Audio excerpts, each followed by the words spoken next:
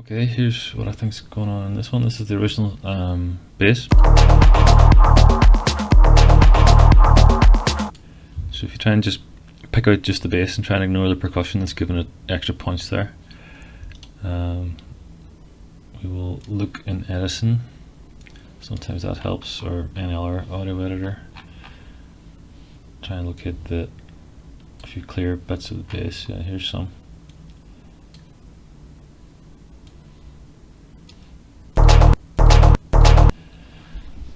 Okay, you can see just from the shape of the waveform itself, there's a saw.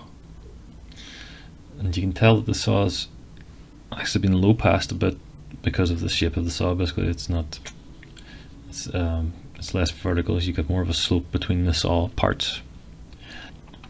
You can tell also there's some high frequency content going on here. Now some of this is going to be from the percussion.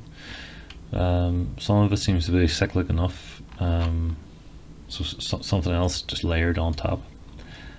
So at first I thought this was an FM bass. I'm not sure it needs FM, to be honest. I think it's low pass saw with some higher frequency content sort of just layered on with ring modulation or something like that. You can tell also there's some stereo going on, but the stereo, so that stereo could be coming from reverb or a stereo. Well, it's probably coming from reverb or a chorus plug. To replicate it, you would start with the saw, low pass that, see how that sounds, and then add in some high frequency content at a lower, sort of just mix it in a lower amount. So if you start with just the saw with a low pass, you get this.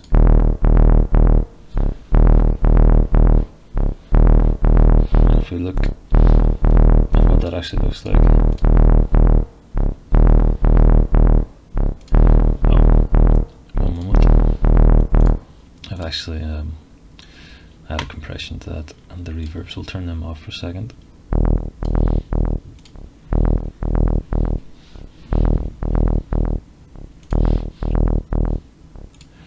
So the basic shape is there, and it's just the polarity's flipped, so versus the original, that doesn't matter. So you have your low pass saw shape, and if we listen to the original,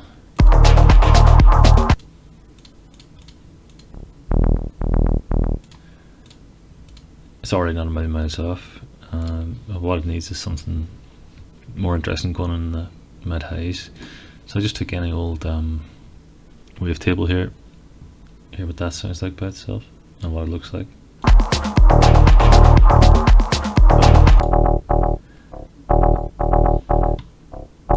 So that's just some ring modulation. Ring modulation amount is being modulated by this LFO. And that gets us closer. So there's the original.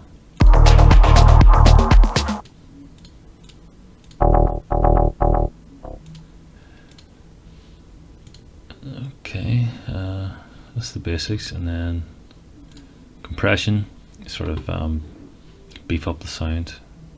Put that back.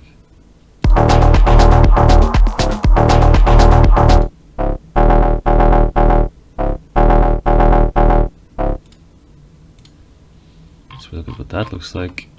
It's closer to the original. And then reverb with a high pass. That should fill out the rest of the sound.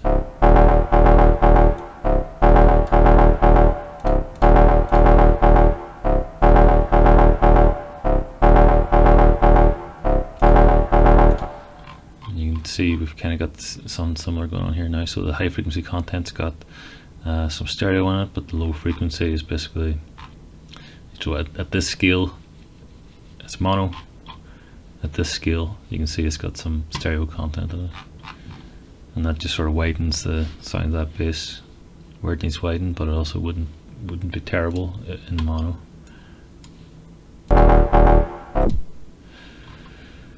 Yeah, that's it.